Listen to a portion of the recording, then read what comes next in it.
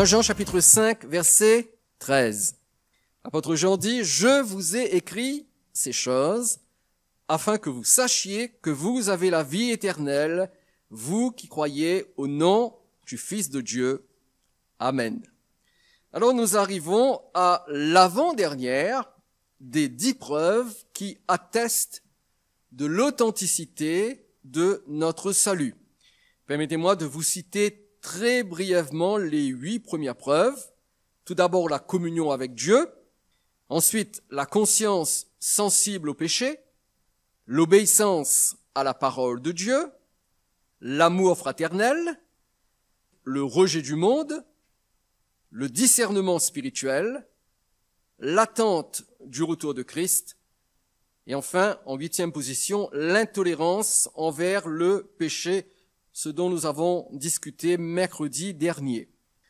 La 9e preuve que nous allons voir ce soir touche un domaine qui est sensible, un domaine qui est aussi délicat, mais nous sommes quand même obligés de l'examiner étant donné qu'il fait partie de notre liste et qu'il est clairement exposé dans la première épître de Jean, et il s'agit de l'exaucement des prières.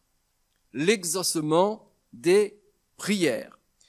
Il y a 2 passages dans l'épître de Jean qui abordent le sujet de l'exaucement des prières, ce qui indique que ce thème est en rapport avec l'authenticité du salut.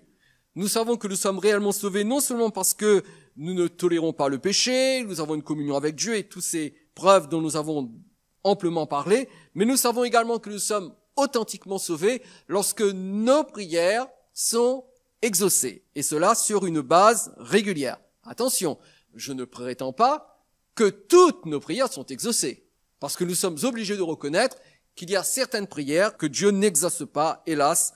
Et en même temps, ce soir, nous allons peut-être comprendre pourquoi certaines de nos prières ne sont pas exaucées. Mais je vous disais qu'il y a 2 passages dans cet épître qui abordent le sujet. Le premier, que nous allons considérer immédiatement, se trouve dans 1 Jean chapitre 3, et nous lisons du verset 18 au verset 22.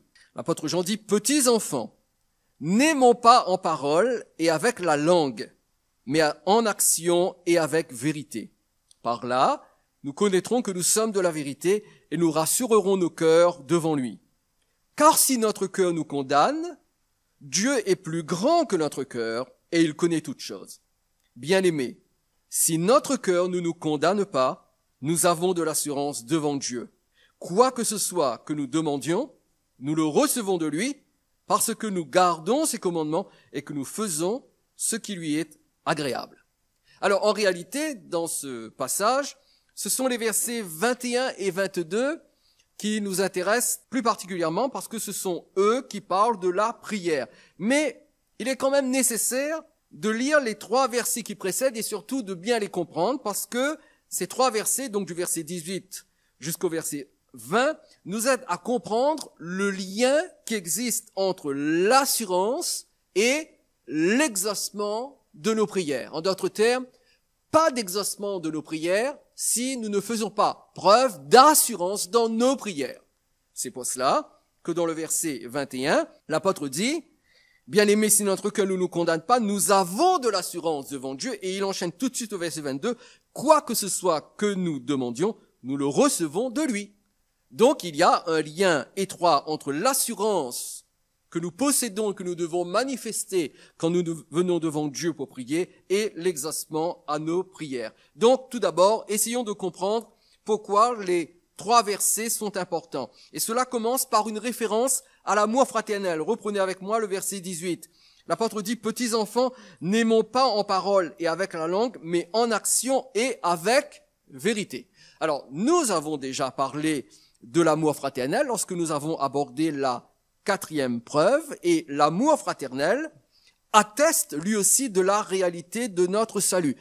Je vais me contenter de vous dire ce soir que cet amour ne se limite pas seulement par des déclarations verbales, mais cet amour s'exprime, en tout cas devrait s'exprimer concrètement par des actes. Et c'est pour cela que l'apôtre dit « N'aimons pas en parole », et nous pourrions ajouter entre parenthèses « en parole seulement ».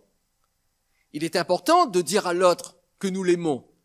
Mais il ne suffit pas de le dire, il faut aussi le démontrer. Et c'est pour cela que le verset dit mais en action et avec vérité. Et l'apôtre Jean dit ici que l'amour, cet amour qui a été répandu dans nos cœurs par le Saint-Esprit, nous dit Romains chapitre 5, verset 5, eh bien cet amour qui est dans notre cœur, dès que nous sommes sauvés, nous devons le transformer en action envers nos frères et envers nos sœurs dans la foi. Et tout de suite après, l'apôtre Jean donne la raison pour laquelle cet amour doit se concrétiser en actes tangibles, puisqu'il déclare au verset 19, 1 Jean 3, 19, par là, donc par cet amour que nous allons manifester, par là nous connaîtrons que nous sommes de la vérité et nous rassurerons nos cœurs devant lui.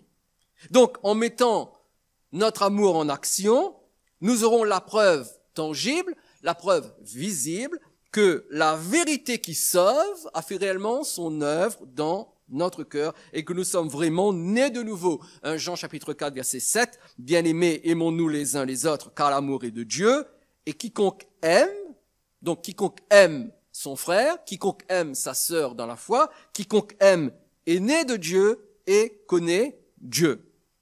Mais quand Jean dit, dans le verset 19, par là nous connaîtrons que nous sommes de la vérité, il parle d'une réalité qui est objective, que nous pouvons palper, que nous pouvons toucher, et bien sûr cette réalité objective, ce sont les actes d'amour fraternel que nous manifestons dans la vie quotidienne, qui prouvent que nous sommes nés de Dieu. Et le verbe qu'il utilise ici, lorsqu'il dit « par là nous connaîtrons », ce verbe signifie découvrir et réaliser.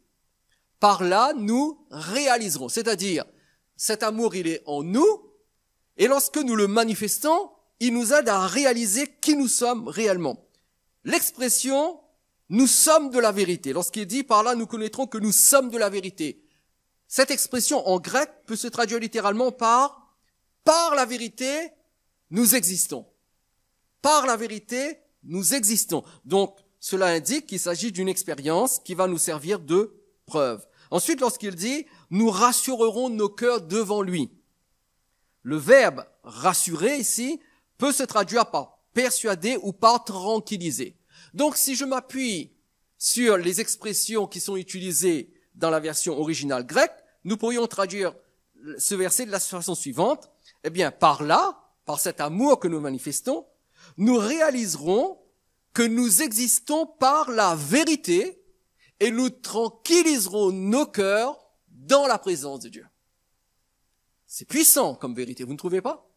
Lorsque je manifeste l'amour envers mon frère et ma sœur, qu'est-ce que je fais? Eh bien, je m'assure que j'existe par la vérité, que je suis né de la vérité, et je tranquillise mon cœur devant Dieu. Avoir un cœur tranquille devant Dieu, quelle richesse! Quel trésor! C'est le plus grand besoin de tous les êtres humains, avoir un cœur tranquille devant Dieu. La rumeur veut que, en apprenant qu'il allait mourir, qu'on ne pouvait plus rien faire, Johnny Hallyday s'est mis à pleurer à chaudes larmes et à dire à ses proches, à sa femme surtout qui était tout près de lui, et à son médecin, « Je ne veux pas mourir, j'ai peur de la mort. J'ai peur de la mort. » Et ça peut se comprendre qu'un être humain ait peur de la mort. Et en disant cela, vous comprenez, il n'y a aucun doigt accusateur que je lance contre lui. Absolument pas. Mais sauf que, il faut comprendre que quand quelqu'un ne connaît pas Dieu, quand quelqu'un n'est pas en paix avec Dieu, alors la peur de la mort est amplifiée. Déjà que ça fait peur de mourir, on est bien d'accord. Mais de ne pas savoir ce qu'il y a après cette mort augmente cette peur. Et pourtant, nous avons la possibilité de tranquilliser nos cœurs dans la présence de Dieu. Selon la Bible, il y a deux choses qui peuvent tranquilliser nos cœurs lorsque nous nous approchons de Dieu. Et ces deux choses sont le sang de Jésus et l'amour fraternel. Le sang de Jésus et l'amour fraternel. Concernant le sang de Jésus, Hébreux chapitre 9, verset 14 déclare « Combien plus le sang de Christ, qui par l'Esprit éternel s'est offert lui-même sans tache à Dieu, purifiera-t-il votre conscience des œuvres mortes, afin que vous serviez le Dieu vivant. » Premièrement, le sang de Jésus purifie notre conscience, tranquillise notre cœur, pour nous rendre capables de servir Dieu, de venir dans sa présence. Et puis, il y a aussi l'amour fraternel, comme nous venons de le lire. Le sang de Christ purifie notre conscience, par la foi. L'amour fraternel rassure notre conscience en nous fournissant la preuve objective, la preuve tangible que nous sommes nés de nouveau. Je ne peux pas ressentir la puissance du sang de Jésus. Vous êtes d'accord avec moi? Je ne peux pas ressentir physiquement, psychologiquement, je ne peux pas ressentir la puissance du sang de Jésus qui a effacé mes péchés. Par contre, je peux avoir la preuve de cet amour qui est en moi parce que cet amour, je le manifeste. Alors cet amour rassure ma conscience lorsque je m'approche de Dieu. Mais cependant, cela n'enlève rien au fait qu'il nous arrive d'éprouver une certaine forme de culpabilité dans notre cœur, quand bien même nous nous sommes repentis lorsque nous nous approchons de Dieu. Et ça arrive à tout le monde. Je suis sûr que tous ici, vous pouvez dire, j'ai prié, je me suis repenti, j'ai demandé pardon à Dieu, mais quand je m'approche de Dieu, il y a quand même cette petite culpabilité-là qui existe et qui m'accuse. Alors que faire lorsque je ressens une certaine forme de culpabilité dans mon cœur lorsque je m'approche de Dieu? Regardez 1 Jean chapitre 3 verset 20. L'apôtre dit, si notre cœur nous condamne, comme ça arrive à chacun d'entre nous, Dieu est, il est quoi?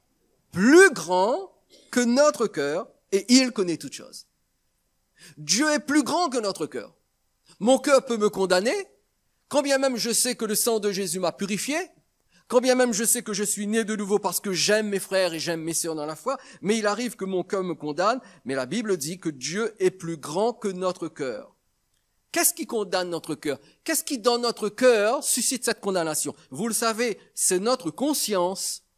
Notre conscience est comme un tribunal.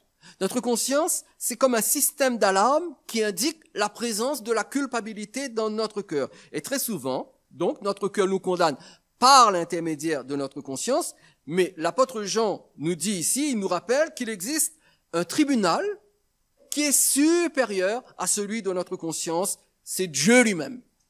Il est plus grand que notre cœur. Et si notre cœur nous condamne, nous devons comprendre que Dieu est plus grand que notre cœur. Et cette conscience, elle est là. Elle peut nous condamner quelquefois sans raison. Je vous explique.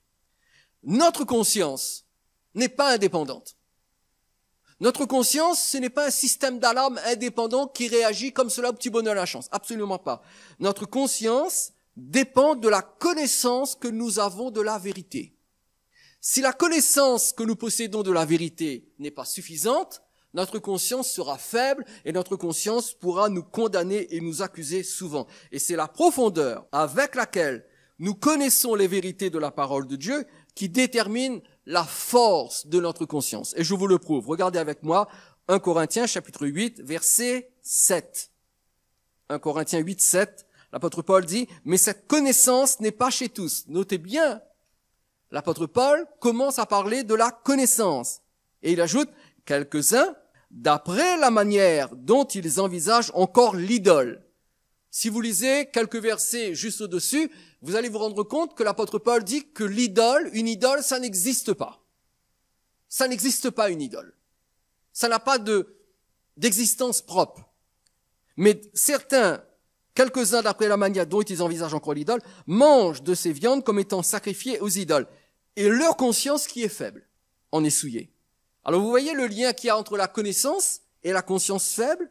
Et donc ici, Paul parle de la liberté des chrétiens de manger toutes sortes de choses. Je l'ai suffisamment dit, je le répète encore une fois, en tant que chrétien, vous pouvez tout manger. Il n'y a absolument aucune interdiction alimentaire pour un chrétien. Mais ceux qui ne connaissent pas la réalité de cette liberté, qui ont encore des peurs et qui n'ont pas encore compris la liberté dont ils sont dotés en tant que chrétiens, eh bien, ceux qui ne connaissent pas cette liberté, ils ont une conscience faible et leur conscience faible est souillée lorsqu'ils mangent une viande ou un aliment qu'ils pensent ne pas devoir manger.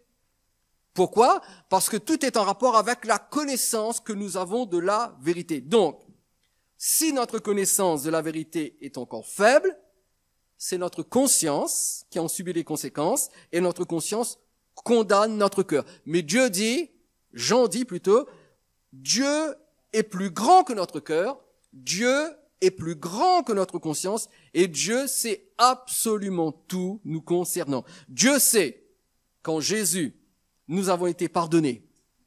Dieu sait qu'en Jésus, Il n'y a plus aucune condamnation qui subsiste contre nous. Romains chapitre 8, verset 1.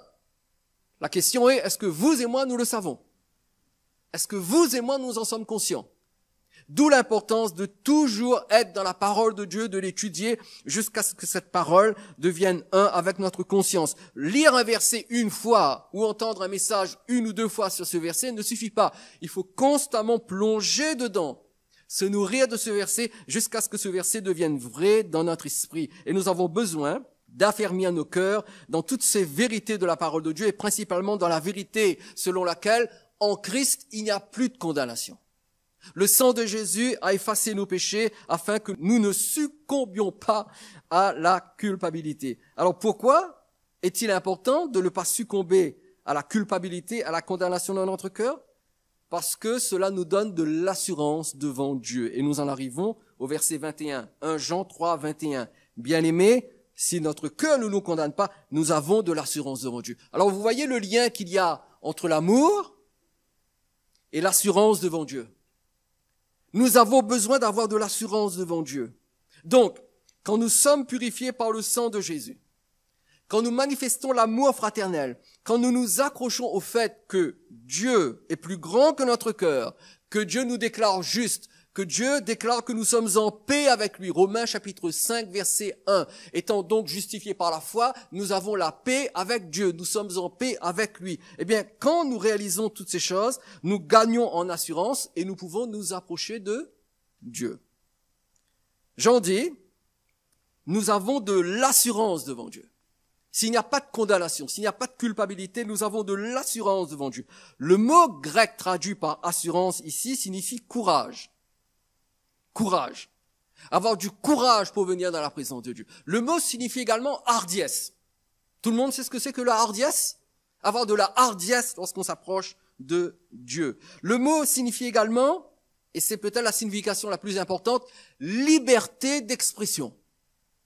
Le mot grec pour assurance, pareidia en grec, signifie liberté d'expression. Et il sert à désigner, ce mot, la liberté de s'exprimer en présence d'une personne détentrice d'autorité et d'influence. Lorsque vous entrez dans le bureau d'une personne détentrice d'autorité et d'influence et que vous avez la liberté de vous exprimer devant cette personne, cela vous donne de sérieux atouts dans la vie. On est bien d'accord? Eh bien, comprenez que cette liberté d'expression devant la personne qui détient l'autorité supérieure, la personne la plus influente de l'univers, à savoir Dieu, eh bien, le fait de savoir que nous avons la liberté de nous exprimer ainsi devant Dieu, cela va booster notre vie de prière. Cela va nous pousser à prier davantage et cela va nous pousser à demander à Dieu certaines choses que peut-être nous n'aurions pas osé demander au Seigneur. Et cela parle bien sûr de notre liberté de venir dans la présence de notre Père Céleste pour lui adresser nos prières. Hébreux chapitre 4 verset 16. Approchons-nous donc avec quoi?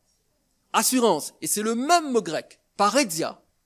Avec assurance, avec cette liberté de s'exprimer en présence d'une personne détentrice d'autorité et d'influence. Approchons-nous donc avec assurance du trône. Quel trône? De la grâce. Et vous savez pourquoi l'auteur insiste en disant que c'est le trône de la grâce? C'est extrait de l'épître aux Hébreux.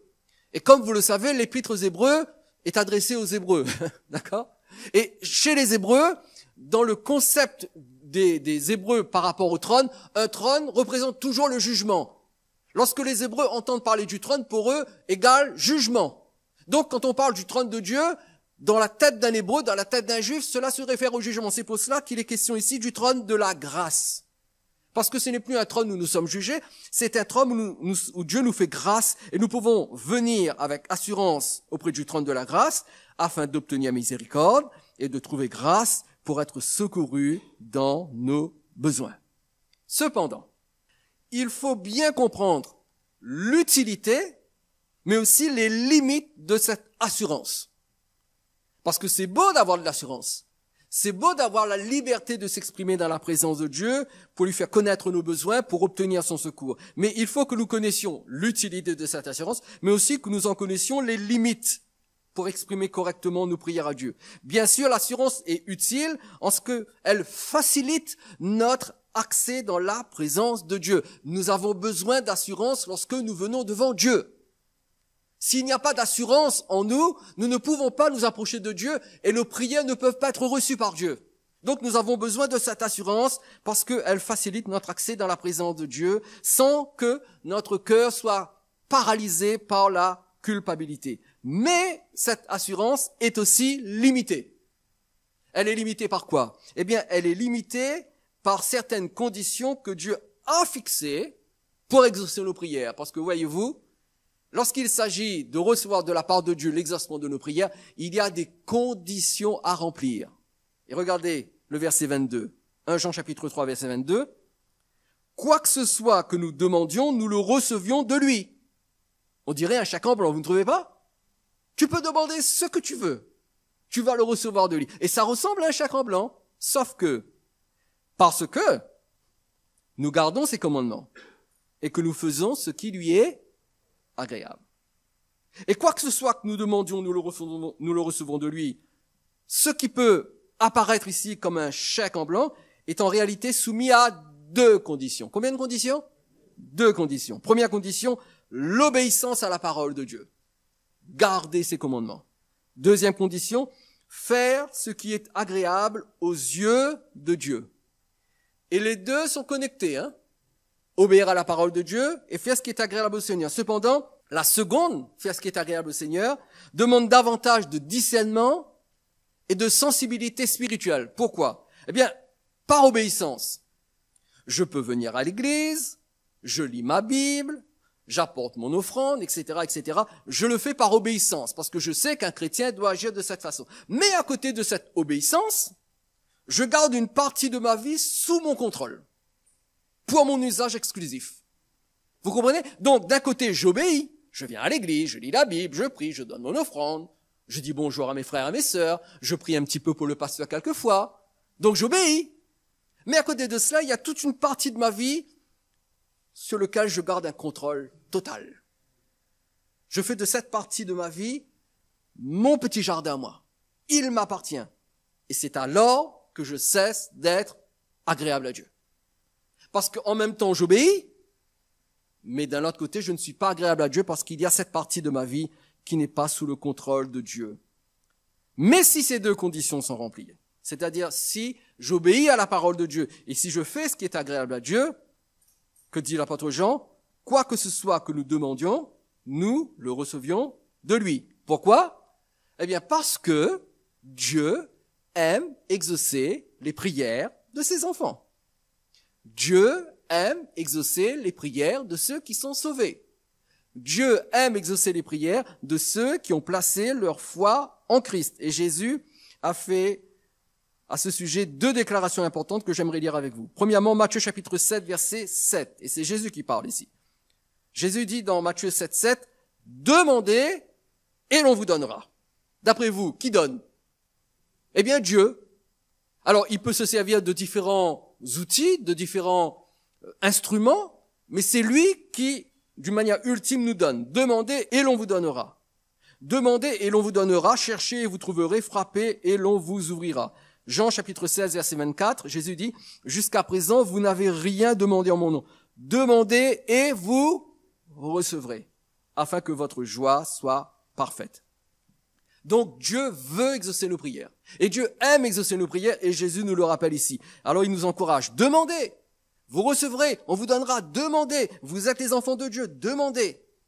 Donc, jusque-là, nous avons découvert la nécessité d'être justifié par la foi dans le sang de Jésus, la nécessité de l'amour fraternel qui s'exprime en action, la nécessité de l'obéissance envers la parole de Dieu, la nécessité de veiller sur notre conduite pour que celle-ci soit agréable à Dieu, afin que nous puissions nous approcher de Dieu avec assurance lorsque nous prions pour obtenir de sa part différentes choses. Cependant, comme je l'ai dit, et ce n'est un secret pour personne, certaines de nos prières ne sont pas exaucées.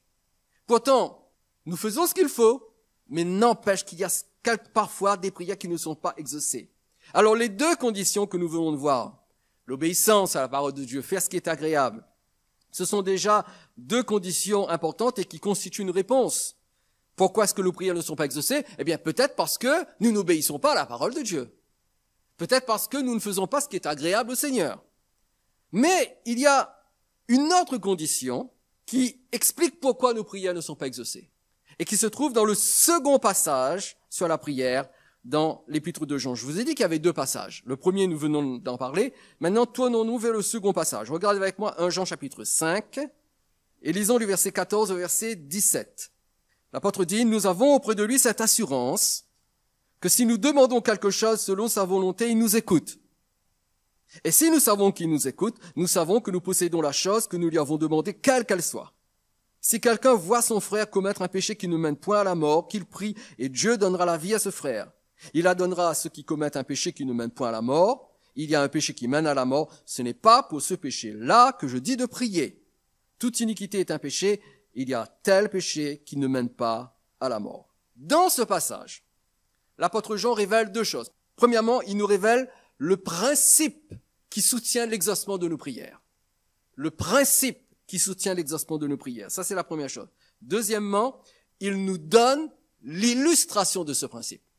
Alors, d'une part, il donne le principe, ensuite il donne l'illustration du principe. Parlons tout d'abord du principe. Le principe de l'exaucement. 1 Jean chapitre 5, verset 15, on va relire ce verset. « Et si nous savons qu'il nous écoute, nous savons que nous possédons la chose que nous lui avons demandée, quelle qu'elle soit. » Retenez bien ceci. « Et si nous savons qu'il nous écoute, nous savons que nous possédons la chose que nous lui avons demandée, quelle qu'elle soit. » Quel est le principe de l'exaucement de la prière? C'est très simple. Pour que notre prière soit exaucée, il faut que Dieu écoute ce que nous demandons. Et c'est écrit en majuscule. Si nous savons qu'il nous écoute, nous savons que nous possédons la chose que nous lui avons demandée, quelle qu'elle soit. Donc, il faut que Dieu nous écoute. Toute la question est de savoir si oui ou non, Dieu nous écoute lorsque nous prions. Posez-vous la question. Est-ce que Dieu m'écoute lorsque je prie? Alors tout d'abord, il faut faire la différence entre entendre et écouter. Lorsque vous êtes assis dans un lieu public, vous pouvez entendre toutes les conversations autour de vous. Par contre, il y en a peut-être une qui a attiré votre attention et là, vous l'écoutez. Chose que vous ne devriez pas. Mais bon, vous savez comment est la nature humaine. Donc, il faut faire la différence entre entendre et écouter. Écoutez, c'est simple. Dieu entend toutes les prières. Il entend toutes les prières. Mais il n'écoute pas toutes les prières. Vous comprenez la différence? Il entend toutes les prières qui sont formulées, qui lui sont adressées, mais il ne les écoute pas toutes parce que il ne les considère pas toutes comme légitimes. Il n'est pas automatiquement attentif à toutes les prières. Et il n'y a que les prières qui attirent son attention, qui le rend attentif, qu'il écoute. Et c'est à nous de prier de telle sorte que quand nous prions, nous attirons l'attention de Dieu et il se met à nous écouter. Parce que si nous n'attirons pas son attention, il ne va juste que nous entendre prier. Et s'il nous entend prier, ça ne suffit pas. Nous ne sommes pas exaucés. Il faut qu'il nous écoute. 1 Roi chapitre 8, verset 28. Éternel mon Dieu, sois quoi? Attentif à la prière de ton serviteur et à sa supplication. Écoute le cri et la prière que t'adresse aujourd'hui ton serviteur. Sois attentif, écoute. Donc je dois attirer l'attention de Dieu. Il faut que Dieu m'écoute. Et s'il nous écoute, dit Jean, nous savons que nous possédons la chose que nous lui avons demandée, quelle qu'elle soit. Ce qui nous amène à cette question hyper importante. Sur quelle base Dieu écoute-t-il nos prières? Qu'est-ce qui va faire que Dieu va écouter nos prières? Pas seulement les entendre, mais les écouter. Pencher son oreille, être attentif et écouter ce que nous lui demandons. Eh bien, la réponse est donnée dans le verset qui précède le verset 15, c'est-à-dire le verset 14. 1 Jean 5, 14. Nous avons auprès de lui cette assurance que si nous demandons quelque chose, comment? Selon sa volonté, il nous écoute. Et s'il nous écoute, alors nous savons que nous possédons la chose que nous lui avons demandée, quelle qu'elle soit, à condition que ce que nous lui avons demandé corresponde à sa volonté. Tout d'abord, l'apôtre dit, nous avons auprès de lui cette assurance, cette parédia, le mot grec, ce fameux mot grec, en d'autres termes, quand nous venons dans sa présence, nous avons la liberté de nous exprimer devant lui, pour lui demander quelque chose selon sa volonté.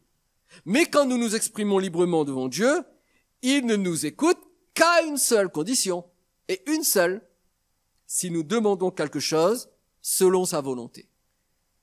Il n'est pas très important que nous fassions de belles prières avec de belles paroles, et que nous parlions comme un écrivain ou un poète inspiré. Ce n'est pas très important. Dieu n'en est pas après notre grammaire et notre syntaxe. Ce qui intéresse Dieu, c'est que quand nous prions, nous lui demandons des choses qui correspondent à sa volonté pour nous. Donc, l'exaucement de nos prières dépend de l'écoute de Dieu. Et cette écoute divine repose sur la conformité de nos demandes à sa volonté. Mais alors, question, quand prions-nous selon la volonté de Dieu? Comment est-ce que je sais que ce que je demande est selon la volonté de Dieu? Deux réponses. Premièrement, lorsque nos prières s'accordent avec ce que Dieu a clairement révélé dans sa parole. Clairement. Donc, j'ouvre la parole, je lis la parole, j'étudie la parole, et je découvre quelle est la volonté de Dieu clairement exprimée dans sa parole, et je peux prier selon cette parole. Mais il y en a une deuxième. Dieu nous exauce lorsque nous prions selon sa volonté, et nous prions selon sa volonté lorsque Dieu désire que cette volonté révélée dans sa parole s'applique à notre situation du moment. Ce que je suis en train de vous dire, c'est que, bien évidemment, nous devons prier selon la volonté de Dieu. Nous devons prier selon ce qui est écrit dans la parole de Dieu. Vous êtes d'accord avec moi? Il y a beaucoup de promesses dans la parole de Dieu. La Bible est remplie de promesses pour nous. Cependant, toutes ces promesses sont sous le contrôle de Dieu. C'est-à-dire, vous ne pouvez pas, vous, décider que cette promesse-ci va s'accomplir pour vous. Ce n'est pas nous qui décidons de cela. C'est Dieu. C'est la raison pour laquelle il ne faut jamais considérer la Bible comme une boîte de promesses que l'on peut juste saisir à notre guise et l'utiliser pour nos besoins personnels.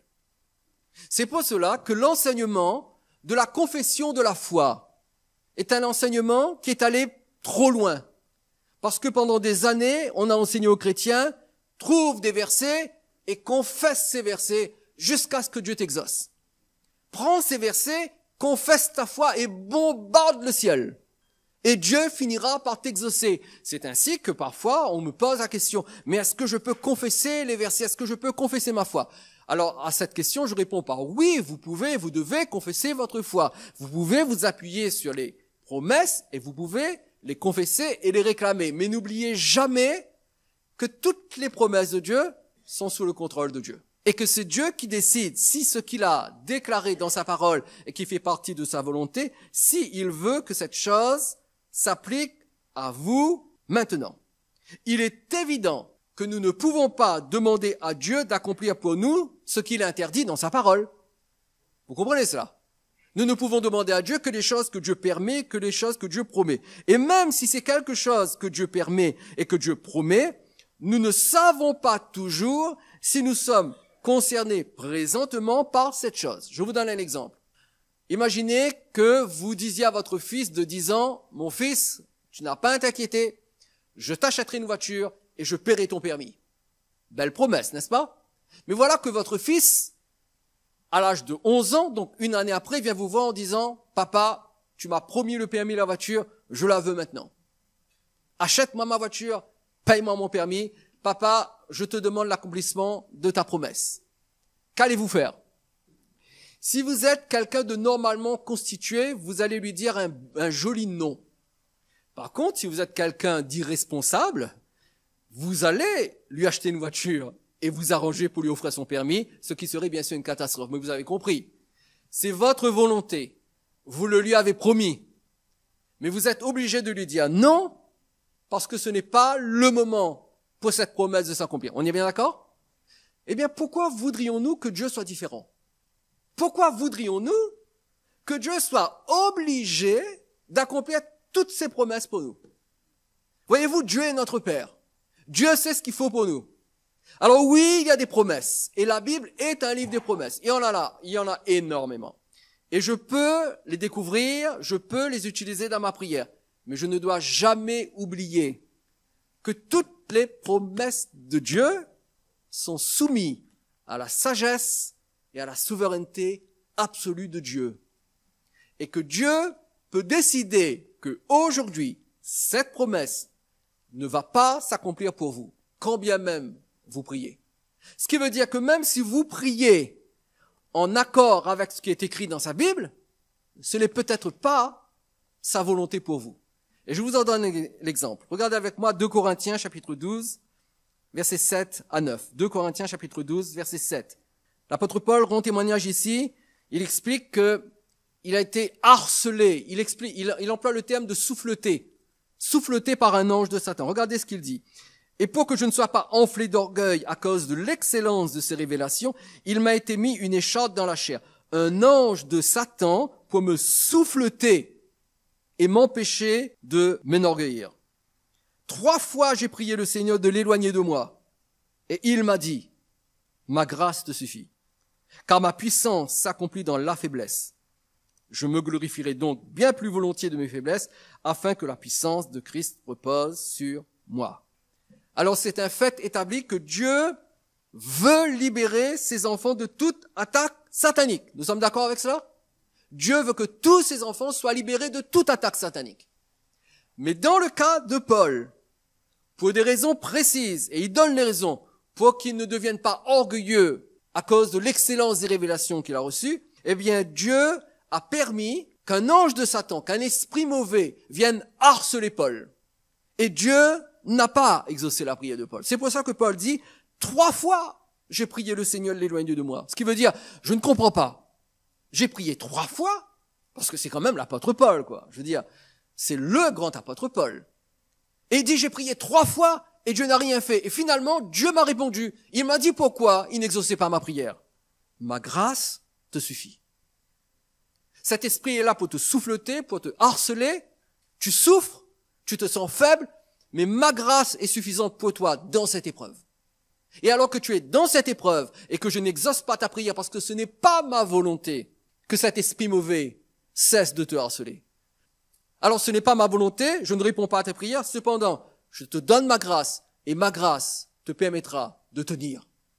Et alors Paul ensuite dit, eh bien je vais me glorifier de toutes mes faiblesses parce que quand je suis faible, la puissance de Christ repose sur moi. Alors ici nous avons l'exemple bien précis d'un homme qui connaît la volonté de Dieu, qui a les promesses de Dieu. Il se trouve devant un besoin, il prie et Dieu refuse l'exaucement. Pourquoi? Parce que ce n'était pas la volonté de Dieu. Que dans ce moment précis, dans cette circonstance particulière, cet esprit mauvais cesse de harceler Paul. Donc ici, l'apôtre Jean établit le principe. Le principe est le suivant. Je dois prier selon la volonté de Dieu. Mais attention, la volonté de Dieu est clairement révélée dans sa parole. Cependant, cette volonté est soumise à la souveraineté de Dieu. Et quand bien même j'ai les promesses de sa parole pour ma situation, Dieu, dans sa sagesse et dans sa souveraineté, peut décider que cette promesse ne s'applique pas à moi maintenant. C'est pour cela que l'apôtre Jean illustre ce principe. Et la question que l'on est en droit de se poser est la suivante. Dieu exauce-t-il les prières des non-croyants? Exauce-t-il les prières de ceux qui ne sont pas ses enfants? Eh bien, voyez-vous, dans la parole de Dieu, il n'y a absolument rien qui indique que Dieu n'exauce pas la prière d'un non-croyant, tant que cette prière correspond à sa volonté à l'instant de la demande. Si un orphelin crie vers Dieu, il y a de fortes possibilités que Dieu exauce la prière de cet orphelin. C'est pareil pour la veuve, parce que Dieu prend un soin particulier des veuves et des orphelins. Et s'il y a quelque chose que nous pouvons dire lorsque vous êtes avec vos contacts, lorsque vous faites de l'évangélisation, vous rencontrez des veuves, vous rencontrez des orphelins, des gens malheureux, invitez-les à crier vers Dieu pour que Dieu intervienne dans leur vie, parce que Dieu n'est pas sourd au cri du malheureux, nous dit la Bible. Alors il n'y a absolument rien qui indique que Dieu n'exauce pas les non-croyants. Il y a juste un texte où, lorsque l'aveugle a été guéri et que les Juifs le harcelaient pour savoir comment s'est produit sa guérison. Il a dit, c'est lui, Jésus, qui m'a guéri. Et nous savons que Dieu n'exauce pas les pécheurs. Mais ce verset ne veut pas dire que Dieu n'exauce pas du tout les pécheurs. Il faut replacer ce verset dans ce contexte. Ce verset dit simplement que Dieu n'accomplit pas de miracle par l'intermédiaire de la prière d'un pécheur. En d'autres termes, un pécheur ne peut pas exercer un don de guérison comme l'a fait Jésus. Donc, un pécheur ne peut pas prier pour exercer un don de guérison. Et donc, c'est dans ce contexte qu'il faut comprendre. Cependant, rien n'empêche qu'un pécheur soit exaucé de la part de Dieu. Tout dépend de la volonté de Dieu qui reste souverain de chacune de ses décisions. Et la sagesse infinie de Dieu décide de ce qu'il faut faire ou ne pas faire et surtout de comment le faire si c'est le cas. Alors regardons le verset qui illustre le principe de l'exaucement. Le verset 16, 1 Jean chapitre 5 verset 16. Si quelqu'un voit son frère commettre un péché qui ne mène point à la mort, qu'il prie et Dieu donnera la vie à ce frère. Et il la donnera à ceux qui commettent un péché qui ne mène point à la mort. Il y a un péché qui mène à la mort. Ce n'est pas pour ce péché-là que je dis de prier. C'est un verset important qu'il faut comprendre correctement. Tout d'abord, il ne faut pas chercher dans ce verset ce que ce verset ne dit pas. Ce verset ne dit pas qu'il y a un péché particulier qui produit la mort. Et il n'y a aucun texte dans la Bible qui dit qu'il y a un péché particulier qui conduit à la mort. Qu'est-ce que Jean veut nous dire ici? Eh bien, ici, l'apôtre Jean veut nous montrer que si nous ne prions pas selon la volonté de Dieu, bien sûr, cette prière ne sera pas exaucée. Et l'exemple qu'il donne, c'est cette fameuse illustration. Quelle est cette illustration? Il dit que si nous prions pour un chrétien qui a péché, qu'est-ce que Dieu va faire? Eh bien, Dieu va répondre à notre prière et Dieu va préserver la vie de notre frère qui a péché. Cependant, il arrive parfois que le péché qui a été commis par ce frère suscite le jugement immédiat de Dieu. Et ce jugement se manifeste par la mort prématurée du chrétien. Et dans ce cas-là, eh bien, c'est inutile de prier. Un péché qui mène à la mort. Eh bien, cette expression peut être traduite par un péché puni de mort. Un péché puni de mort. Et cela désigne la mort physique. En d'autres termes, je vois qu'un frère commet un péché. Je connais un croyant qui commet un péché, voire même plusieurs péchés. Normalement, qu'est-ce que je dois faire? Je prie. On est bien d'accord? Je prie. Qu'est-ce que Dieu fait? Normalement, qu'est-ce qu'il fait? Eh bien, Dieu répond à ma prière. Et que dit notre verset? Eh bien, Dieu donnera la vie à ce frère. Et il donnera la vie à ceux qui commettent un péché qui ne mène point à la mort. Cependant, alors que je vois mon frère commettre un péché et que je prie pour lui et je vois que cette prière n'est pas exaucée, plus même, ce frère tombe sous le jugement de Dieu et il meurt. Pourquoi? Eh bien, tout simplement parce qu'il existe des cas où certains chrétiens, alors qu'ils ont commis un péché que Dieu peut pardonner, dans une situation bien précise, Dieu a décidé d'exercer immédiatement son jugement et de provoquer la mort prématurée de ce chrétien. Pourquoi est-ce qu'il l'a décidé? Eh bien, je vais vous donner la réponse. Je ne sais pas. Et vous non plus. Et Dieu ne nous donne aucune raison. C'est juste qu'il l'a décidé. Vous savez, il faut juste regarder les choses en face. Et il faut accepter que Dieu est le maître souverain. Eh bien, Dieu est le maître souverain et c'est lui qui décide. Alors, certains frères commettent des péchés. Vous priez pour eux ou ils prient eux-mêmes, Dieu les pardonne et ça va. Tout rentre dans l'ordre. Par contre, un autre frère commet le même péché, le jugement de Dieu tombe sur lui, il tombe malade et il meurt. Pourquoi? Nous ne savons pas. C'est Dieu qui a la réponse. C'est Dieu qui sait et c'est lui qui décide. Donc, dans le cas où je prie pour quelqu'un pour que Dieu le sauve, alors que Dieu a décidé de le juger et de le faire mourir, eh bien, ma prière n'est pas selon la volonté de Dieu. Parce que même si Dieu veut sauver, même si Dieu veut pardonner, dans certains cas, il ne sauve pas, il met à mort. Et nous avons l'exemple biblique quand même. Le jugement d'Ananias et de Saphira, deux chrétiens de l'église de Jérusalem qui tombèrent tous les deux morts aux pieds de l'apôtre Pierre. Et vous lirez cela dans Actes chapitre 5, les 11 premiers versets. Ils avaient péché contre Dieu Ils avaient commis un péché de mensonge et ils sont tombés raides de mort. Est-ce que c'était les seuls chrétiens de Jérusalem qui avaient menti? Certainement pas. D'autres aussi mentaient. Mais les autres, eux, ne sont pas morts. Ananias et Saphira sont morts. Pourquoi? Je ne sais pas. Et vous non plus. Et n'essayez pas de savoir. Dieu a décidé qu'il en serait ainsi. Et Dieu a jugé immédiatement leur péché et Dieu a puni d'une mort prématurée Ananias et Saphira. Et c'est aussi peut-être ce genre de situation dont l'apôtre Paul parle dans 1 Corinthiens chapitre 11 versets 30 à 32. 1 Corinthiens 11, c'est le chapitre qui parle du repas du Seigneur et Paul dit, c'est pour cela qu'il y a parmi vous, donc parmi vous, église de Corinthe, beaucoup d'infirmes et de malades et qu'un grand nombre sont morts. Si nous nous jugions nous-mêmes, nous ne serions pas jugés. Mais quand nous sommes jugés, nous sommes châtiés par le Seigneur afin que nous ne soyons pas condamnés avec le monde. Et il ne nous est pas possible, ou pas toujours possible, de savoir quel est ce péché, ou même si nous le savons, de savoir pourquoi Dieu juge immédiatement ce péché. Ça, on ne peut pas le savoir. Tout ce que Jean dit ici, c'est que quand cela arrive, Dieu n'exauce pas nos prières parce que dans certains cas, sa volonté est d'appliquer immédiatement le châtiment et non pas de sauver. Vous comprenez? Donc, dans un cas comme celui-ci, quand je prie pour que Dieu pardonne et sauve ce frère, mais le jugement de Dieu tombe quand même sur lui, la raison est toute simple. C'est parce que je n'ai pas prié selon la volonté de Dieu. Parce que la volonté de Dieu était de le châtier. La volonté de Dieu était de le punir. Et voyez-vous, la volonté de Dieu est quand même mystérieuse parfois. Parce que Dieu permet toutes sortes de situations dans notre vie. Vous avez remarqué ça? Dieu permet des situations désagréables, difficiles à porter, et il le fait parce qu'il a un but, un objectif bien précis. Et quand bien même, par rapport à cette situation, nous avons des promesses, et nous devons prendre ces promesses, et nous devons prier et supplier Dieu de nous délivrer, mais nous devons quand même savoir et ne jamais oublier que Dieu reste souverain. Et que s'il a décidé de ne pas régler ce problème tout de suite, c'est parce qu'il a ses raisons.